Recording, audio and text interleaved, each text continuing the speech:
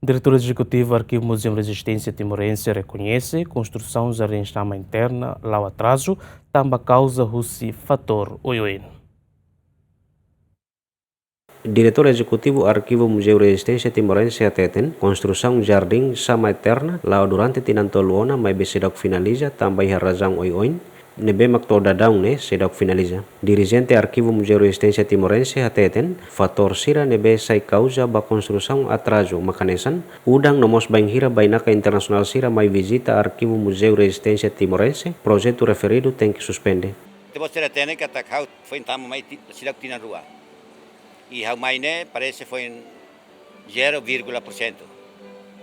Mas também questão unida também udang, questão unida selok também o tempo na ba cancelamento, basta na outro. Então início quando estamos falando mais foi começa a falar. Mas bem no processo toma lá o normal. E de selok maka ao nem também ihane visitante barak, comunidade internacional mai visita barak então de vez em quando a mim tem que harus que se repara. Não é problema outro. Sama eterna agora por volta 70 e tal %. Parece full rua tolo hutona.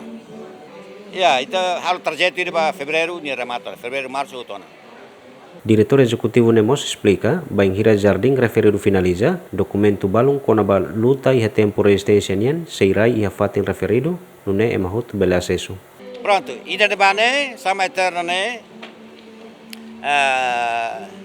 finaliza quando finaliza hutona, documento balu, se tal ba, e a parte dele mas fatin de nebe, mas canessa hutoto bela mai presta homenagem.